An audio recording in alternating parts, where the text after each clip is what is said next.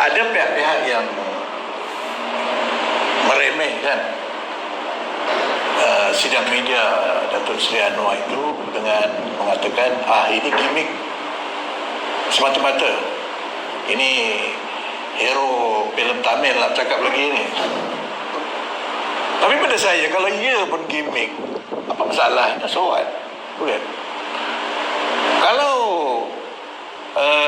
ada orang yang menjadikan penipuan atau sheer lie, soal contohnya itulah apa, liwat tu kan satu penipuan, tak ada bukti, tak ada apa pun, yang didokong oleh semua mahkamah, media, sebagainya, boleh berjalan berlangsung begitu lama. Apa masalahnya dengan gimmick yang dikatakan tadi itu? So what? Itu dia kata, kalau ia betul gimmick pun, so what? Apa masalahnya? Dia bukan gimmick menipu orang, dia tak gimmick beli orang, dia tak beli orang siapa pun, bukan dia ada duit pun, so apa masalahnya? Kenapa yang kita bersungguh-sungguh sangat berdebat apa ni, tak media kata ini tak betul, ini tipu, ni gimmick, ni lakonan, so what? Bukan? Pada saya ada lagi benda yang lebih teruk lagi yang dia buat, penipuan menggunakan institusi negara, polis, pendakwa raya, mahkamah, media dan sebagainya, hanya untuk menjatuhkan seorang manusia. Bandingkan dua tu, dan tak habis lagi, masuk pula belah sini kerana nak sekat kawan tu balik.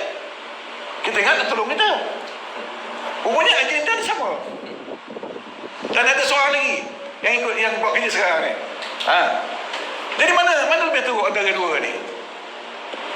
Kalau kita boleh tolerate, kita boleh terima, we can live with this one, why not with that gimmick? Itu after all lawak aja, dan mana tahu betul, ada lawaknya betul, bukan?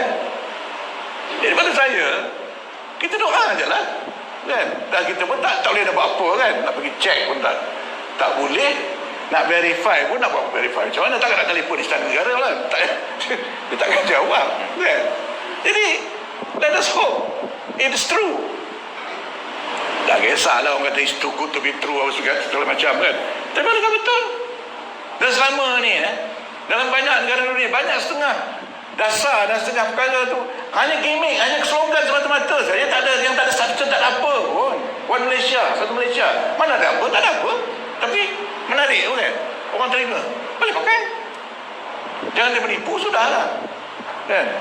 Dalam dunia ni tak ada sistem yang perfect. Sekarang pun Donald Trump duk mengata Joe Biden nak tipu pilihan raya di Amerika tu, di Amerika, bukannya di sini, kan? Donald Trump kan dah tersudut, tersepit, kan? Dia duk kata Joe Biden nak menipu pilihan raya kan? Padahal dia yang kononnya bekerjasama dengan Putin yang lepas. Jadi mana-mana sistem pun ada kelemahan, ada sedikit sebanyak kelemahan, dan yalah, apa masalahnya dengan bawa orang? Boleh. Yang dulu tu bawa ke Taiwan, kan? Bawa ke Taiwan, 30 orang bawa ke Taiwan. Sampai macam itu, punya takut. Bukan duit dia pun, tak ada kerajaan. Konon nak tengok ekspor pertanian di Taiwan. Jauh je pergi, kan? Jadi kalau kita boleh menerima seperti itu, sampai begitu banyak duit dihabiskan, masa dihabiskan hanya untuk menghalang seorang manusia jadi Perdana Menteri, apa masalahnya ni? Apa sudah jadi dengan negara kita ni? Sedangkan orang lain yang mengantuk lah, yang korup lah, yang tak ada harapan, dia boleh jadi PM. Jadi di Malaysia ni, saya melihat kadang-kadang pelik kita ni. Ada orang sedang yang tak ada sangka jadi yang seorang ni disekat macam-macam, dicampak dalam penjara lah, ditelanjangkan di media, disusun untuk sekat dia. What's wrong with us? Kenapa kita tak bertanya begitu? Kenapa tak bagilah peluang dia, tengok apa dia buat? Kenapa kita tak ambil begitu? Pasal kita pernah ada juga yang problem, memang dia ni kita kuasa lah, dia ni kemaruk jadi PM, so what? Yang orang tua sampai 2 kali dah lagi nak jadi PM tak kemaruk, gila babi apa? Dia kemaruk patutlah sebab tak pernah jadi, bukan? Betul, naik minyak lagi sekali, nak lagi. Tak kasih orang tertentu pula jadi PM. Sekarang disuruh apa? Sapi Abdal pula. Tak habis-habis. Jadi kita ni tunggang terbalik. Tengok rentak dia. Dah lagu apa tu kan. Dia macam orang menari ni. Kita ikut dia apa muzik yang dia buat. Kenapa kita biarkan perkara seperti ini berlaku? Ini pula kata, saya tak cari pelahir dah. Kan? Jadi Malaysia ni sudah jadi satu negara yang dia ditentukan di koreografi, yang koreografer dia orang ni, orang gila ni, orang tak betul ni. Dia takut dengan satu orang ni jadi dalam menteri ni. Macam-macam. Dia ketua parti bukan, padahal parti dia pun bukan Melayu pun. Ada juga yang tak sunat dalam parti dia. Bukan? Orang lain dia tak boleh. Dia pasal parti dia bukan parti Melayu. Tapi Syamil Abdal Melayu, parti Melayu kan? Yang dia sokong sangat. Jadi sampai ke peringkat yang tak logik, tak masuk akal, tak betul pun kita diam juga. Saya pernah sebut pada wartawan, kenapa korang bagi ruang pada dia ni? Apa saja yang dia sebut kau siarkan. Padahal benda yang tak masuk akal, yang mengarut, yang tidak logik, yang dia cakap, kau siarkan hanya kerana orang baca. Jadi kau nak perbodohkan rakyat supaya baca pendapat situ ganyot ini.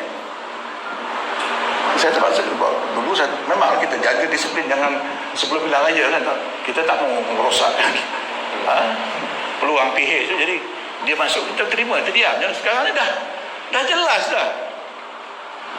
Lepas airbag lah, itulah, inilah, entah apa lagi lepas ini. Bukan? Kemaruk sangat, dia takut sangat ni, kenapa ni? Jadi satu, sistem kita dah terbuka, jelas lah. Tapi yang saya nak sebut ialah bahawa sistem itu tidak menjamin dia ni entirely foolproof. Maksudnya sistem kita ini atau mana-mana sistem pun tidak menjamin bahawa dia tidak boleh dimanipulasikan, dia tidak boleh diperbodohkan. Dan saya tengok tidak ada orang yang tidak ada kepentingan kat situ. Faham lah, saya tak nak cakap lebih dari itulah, bukan? Jadi pihak yang sepatutnya tidak berkepentingan pun ada kepentingan di situ. Ini yang jadi problem dengan sistem kita. Jadi saya fikir, saya melihat gerak 98 sebagai gerakan reformasi boleh menangani perkara seperti ini. Maknanya kita jangan biarkan orang gila, orang tak betul, orang tak sepatutnya menjawat atau melakukan sesuatu yang penting. Tak? Kalau tidak, inilah berlaku sekarang ni. Pelantikan Perdana Menteri sepatutnya dibuat oleh pihak dengan cara yang tidak berkepentingan. Ambil contoh seperti di United Kingdom, bagi The Queen, mana dia ada benda-benda seperti ini? Tak ada.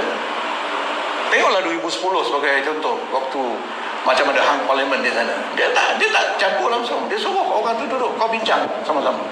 Apa kau nak buat? Lepas tu tengok, okey. Sebab dia tak ada kepentingan di situ. Dia tak nak melantik si A ni kerana si A ni boleh bagi peruntukan pada dia. Dia tak bagi si B ni kerana B ni boleh buat dasar-dasar yang boleh menguntungkan suku sakat dia. Tak ada. Sebab itu di sana disebut she can do no wrong. Maksudnya dia ni macam maksum seolah-olahnya lah. Maksudnya apa yang berlaku daripada tahun 52 sampai sekarang, dekat 70 tahun jadi raja tu, tak ada yang silap. Sebab dia jujur, dia betul, dia ada tradisi dia. Bukan? Dia memang betul-betul berada di atas politik. Adalah mungkin satu dua insiden yang orang baca macam-macam, tetapi hakikatnya ialah bahawa tidak ada benda yang ternyata langsung ada kepentingan politik. Tak ada. Itu tidak ada. Bisnes ke apa ni, pengaruh untuk bagi orang tu knighthood ke, tak ada. Jadi ini satu perkara yang barangkali kita harus juga fikir. Sebab tu saya katakan tadi, kita doa lah yang baik untuk Malaysia, bukan? Sebab kita dah puas. Kalau kira daripada 98 sampai sekarang, kita masih lagi isu ini tak habis-habis. Cerita ni tak habis-habis. Saya merasa sedih oleh kerana Indonesia pun dah ke depan. Kan? Yang kita kata dulu rasuah tu merajalela, kan di depan dah. Kan? Vietnam pun di depan. Main bola boleh menang kalau dengan dia. Walaupun dulu dia punya boot dulu kongsi-kongsi. Bukan? Korea dah main Piala Dunia. Nak ceritanya kita ni masih di sini. Dan orang-orang yang dulu pernah bersama kita sekarang dah lebih jauh ke depan. Sekarang ni kita punya Navy pun considering nak beli kapal daripada Korea. Kita Korea lama-lama yang sampai peringkat dunia dah. Kita. Jadi ini antara sebab ini dia. Kata tadi ni.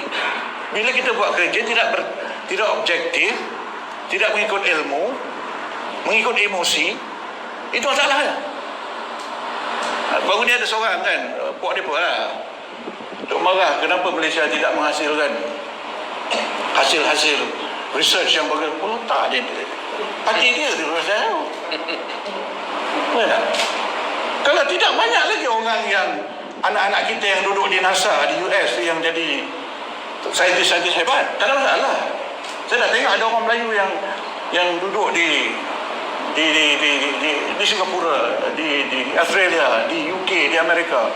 Hebat sebab dia tak terbelenggu oleh penyakit puak ni.